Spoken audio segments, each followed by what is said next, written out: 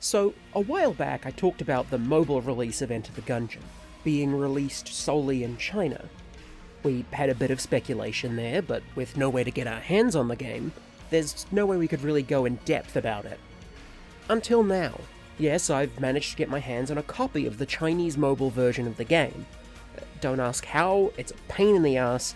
This isn't going to be a tutorial on how to access the Chinese mobile markets.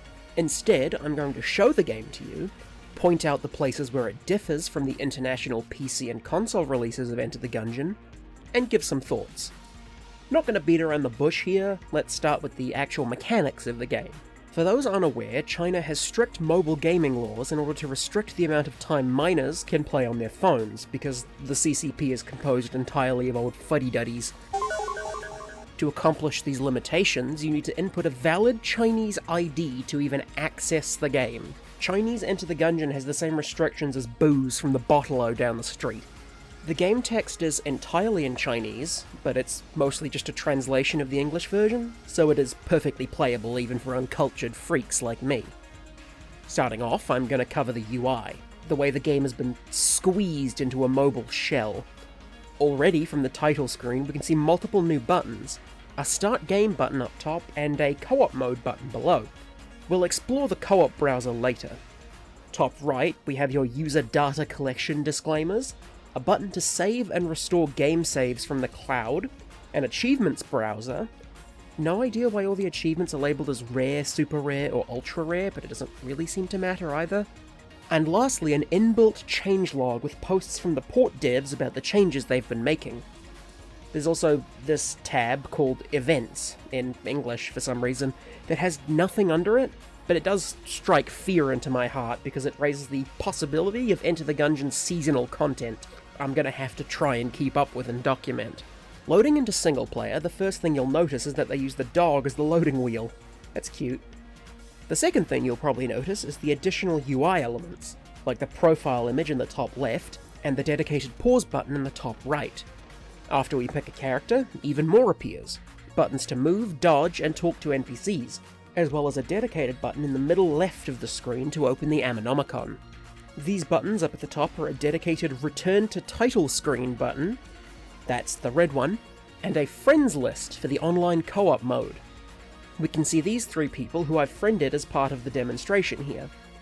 Clicking on them individually, their user profiles show how much of the Ammonomicon they've unlocked, with different sections for guns, items, and enemies, as well as their most used Gungeoneer, their most used gun, and their most used active item. They probably didn't think that one through enough, because the most used guns and actives have been starter items on just about every profile I've checked. The pause menu has had the options each chopped up into their own button, instead of having sub-menus, as well as a new button that takes you directly to an overlay for the Chinese community wiki for Enter the Gungeon. The Ammonomicon also has a new button on each entry leading to the corresponding wiki page for that item or enemy. Guns and items in your inventory have a second new button on their Ammonomicon page as well, allowing you to drop the gun or item from the Ammonomicon. Probably makes it easier with finicky mobile controls.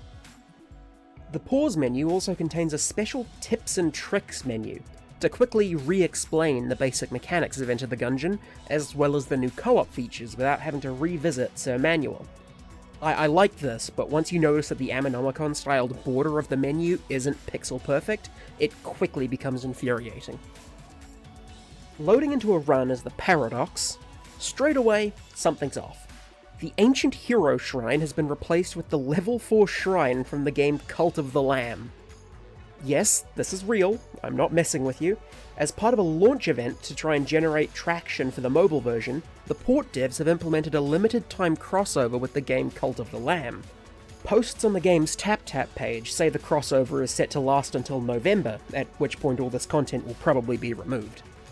Interacting with the shrine gives us a shrine plaque and 3 options. The shrine itself reads, roughly, "A mysterious figure.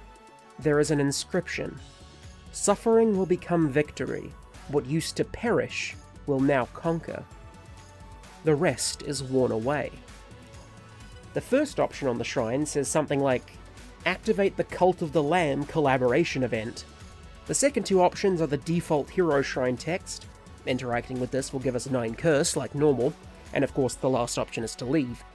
Selecting the first option gives us another pop-up dialogue that reads, roughly, "After incarnating as the Lamb, you will give up all your guns and items and forget your past. Are you sure?"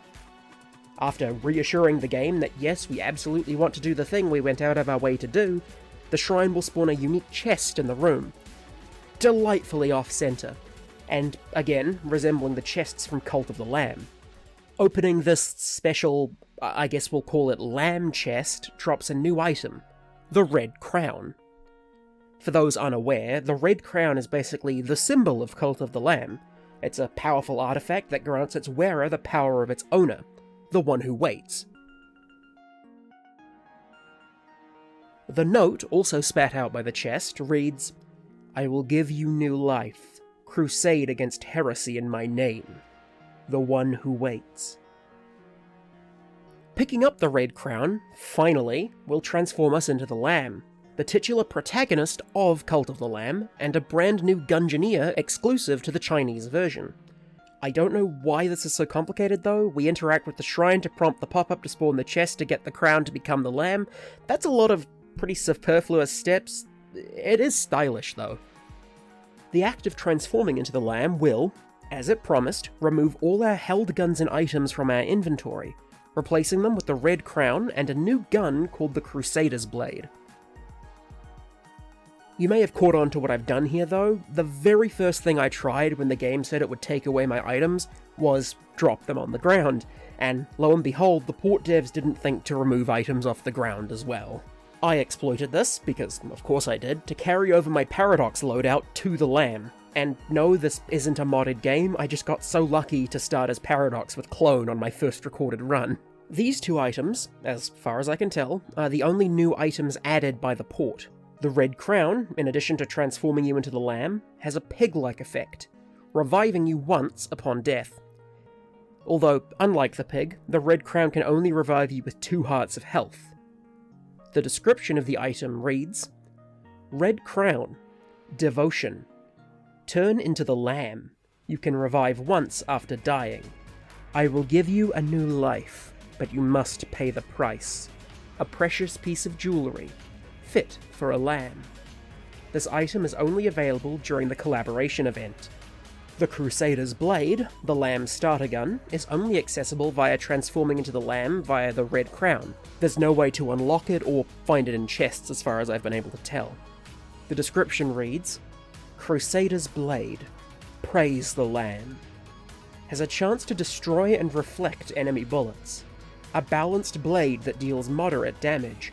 A trusty companion to nomad warriors." This item is only available during the collaboration event. As the description suggests, the Crusader's Blade functions a lot like Blasphemy, being swung in a broad arc to deal damage to enemies and destroy enemy bullets, as well as launching a piercing sigil forwards through the air. It has a chance to, instead of destroying bullets caught in its swing, launch them back at their owners to deal damage on your behalf, sort of like Rolling Eye. In this way, the Crusader's Blade is far more powerful than Blasphemy, as it will continue to deal damage even when being used purely defensively. However, it still has the same drawback as Blasphemy. The blade will only fire its sigil-shaped projectile if the Lamb is at full health. Even still, the fact that it can reflect enemy bullets still gives you a way to hit targets at range even when your health is lacking. The Lamb is the culmination of these two items, and I've seen them described as Bullet Plus, which I'd say is half fair, although the Lamb doesn't have the bullet's contact damage immunity or increased roll damage.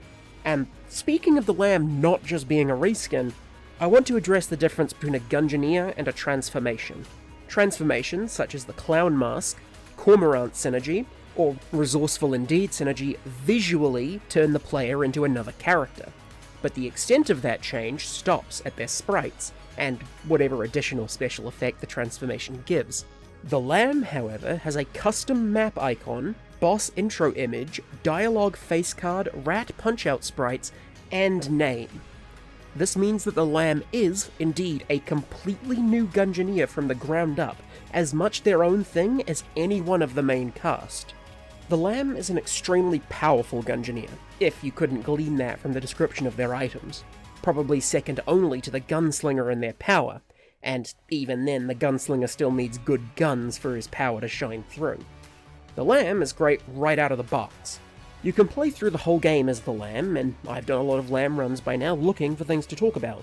The Lamb doesn't have a past, and using the gun on them with the bullet will just take you straight to the end screen, skipping the credits entirely. The blacksmith even remarks on this in a new line of dialogue. If you deliver the blacksmith the final bullet component while playing as the Lamb, she'll say the following. That's everything. I must say, I'm impressed. But these bullets won't work on you, Lamb. The magic of the Gungeon is not enough to disturb otherworldly travelers. Going on to online co-op, it's okay. It's not great, but it kinda works. Let me explain. From the title screen, we select the second option to open the game browser, where we can see a plethora of different games, both locked and open. We can choose random matchmaking, but for now we'll just pick from the list and join some poor sucker's game. As the trailers for the game promised, I, as player 2, can play as any character I want. I can also check the profile of my partner to see their unlocks and preferred loadout. Oh, this poor sucker's not gonna... oh dear. For reasons that I might get into in another video, I wanted to play this in challenge mode, which I wasn't allowed to activate as player 2, but eventually my dodge rolling into Dice K gave my partner the hint. First things first, there's some quality of life here that I really like. The independent cameras inherent to the online format allow both players to be on opposite sides of the map at the same time. You're still forced to take on combat rooms together, but it allows one player to peruse the shop while the other searches for secret rooms, or both players to search for secret rooms simultaneously. With regards to combat rooms, pressing against a door gives your co-op partner an on-screen pop-up with the option to teleport directly to you. It makes navigation and coordination way easier when you're not able to talk to your partner or see them right next to you. They also, of course, have the option to decline, and the option will be auto-declined after 10 seconds. The person I was playing with didn't seem to understand how teleporters worked, so I basically had to do most of the floor navigation for us. Loot distribution in online co-op is weird. You see, while the game tries its absolute hardest to sync enemies, bullets, rooms, etc., when it comes to syncing loot, it doesn't even try. The items are unique to each player's client. As you can see here, where I open a brown chest and get the Winchester rifle, while my partner walks up to it right after and comes away with a snowball launcher. On his screen, the chest dropped a snowball launcher, and on mine it dropped the Winchester rifle, and we each got to pick up what we saw. The same thing happens with pickups on the ground, random chest drops on room clear, boss loot, and, as far as I can tell, items in the shop. I don't think this is a bug either, as the tips and tricks menu I mentioned earlier outright shows it happening. I have to admit, I like each player being able to get something out of the same chest, but there has to have been a more elegant way of doing it than, sorry, didn't sync it, couldn't be bothered. As player 2, I was also restricted from being able to use shrines, which I felt was a bit bullshit. Moving on from co-op for now, one other thing that is pretty prevalent, and you may have noticed it already in the footage I'm showing here, is the sprite changes. Anyone familiar with Chinese versions of games knows that often there will be alterations made to releases in the Middle Kingdom to censor violence, blood, gore, skeletons, and politically undesirable content. And Enter the Gungeon has not been exempt to this. However, what surprises me most is how little effort seems to have been put into finishing the job. It doesn't even really deserve to be called half-assed. This is fractionally arsed. To illustrate my point, here's the skullet. Despite not being a human skull, apparently someone working on the port decided it was too close to depicting human remains, and then it needed censoring. They removed the grooves that mark the individual teeth, removed its nose hole, and gave it dull grey pupils in its eye sockets. And here is the skullmet. Completely unchanged from the international PC and console versions. Why did this dev team decide that the skull bullet needed changing, but the skull bullet with a funny hat didn't? I don't know. To make things more confusing, the Ammonomicon portrait of the skullet is also unchanged, showing their skull face in higher resolution, utterly unaltered. The censorship in this version is sporadic, with things being censored or not seemingly on the roll of a dice. I've not been able to find any rationale for this, other than that the rules surrounding censorship are themselves non-specific and hazy, and perhaps the port devs just got bored of making Sprite edits halfway through. Other censored materials include various environmental skulls and skeleton debris from the Hollow and Abbey, and boss room doors, which have both been changed to resemble helmets. I actually think the boss room doors and entry mats look really cool, but the skull breakables are pretty clearly still just skulls with their faces cut out.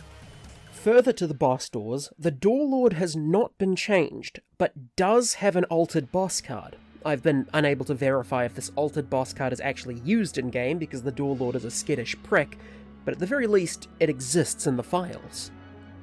Several other environmental elements like these skulls in the Hollow have been changed, although I'm not quite sure to what. I don't know if that's more helmets or what's going on.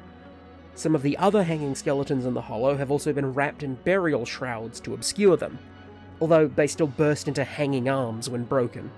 Burning skeletons in Bullet Hell have been changed into whatever this is. I think it's supposed to be some sort of torch, but they didn't change the fire behind it, so it looks odd. The little skull icon on the lid of explosive barrels have been changed to an icon of a flame. The little skull bullet caps on each end of the boss health bar have been changed to helmets. Sections of the clown mask, both the item and transformation, have been made blue to remove the American flag from them. Blood in the Marine's past has been replaced with indistinct black smudges, and imps no longer drop blood on the ground. Skeletons have had their ribcage changed to resemble, I don't know, a jacket, plus a brown beard or face bandana gives it an appearance resembling a big shiny golden biker. Despite that, skeletons still drop an unobscured skull on the ground, and have no changes to their Ammonomicon portrait. Revolvenants have had their upper torso covered by a tattered blue shawl, matching their existing robes. Their skull has had their teeth and nose smoothed off, leaving them resembling weird little grey aliens. Both these changes also extend to the corpse pieces that they leave upon death. The Ammonomicon portrait is, again, unchanged. Agonizers have been given different firing animations, showing a tongue or perhaps a uvula when the mouth opens. It's also been given a crown covering the hole in its forehead. Ammonomicon portrait is still unchanged. Blobulins, Bloodbulons, Gigi's, Parrots, and Great Bullet Sharks have all had their death animations changed. Instead of bursting the way they used to, all of these enemies explode into a cloud of white smoke. Maybe popping a bird was considered too graphic? Or something? I don't know. I can't really figure this one out because it's not like the Gigi's death was particularly graphic before. Blobulins maybe looked too much like Bloodstains once killed, so that one I can at least maybe get. The Treadnought hasn't been changed visually, but its boss card has been altered, adding more tankers to the image and bullets flying in all directions. Also, it's so large that it dominates the screen, with the player sprite not appearing at all.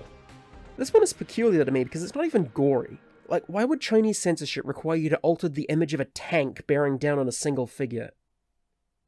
Oh shit. The Lich's first and second phases have both been visually altered. First phase has had some pixels altered on the face, but I'm not really sure what they're supposed to be altered to. My best guess is some sort of teal beard, mustache, or other facial ornamentation to make him look less like a skeleton. Second phase has had some of the most notable changes. Nose hole has been removed, and bandages have been wrapped around its head. Shading removed from its ribs, and a brown cape clasped with a half-heart-shaped pin covering his shoulder blades and upper torso. He's still pretty clearly a skeleton though, so I'm not sure the purpose of those changes, but this is probably the most visually interesting censored enemy in the game. But, just like everything else, while the in-game sprites have been changed, the Ammonomicon sprites and boss card are completely vanilla. One of the more extensive and interesting things, however, is that the game files contain a collection of item and gun sprites, one for every item and gun in the game, bordered by translucent white pixels. These sprites are used in the game for the special active item buttons that appear on the HUD, and also for user profiles to indicate the most used guns and actives. What perplexes me, for one, is that they've added the border to each sprite manually instead of just programmatically adding a border, like items do in Vanilla Gungeon already.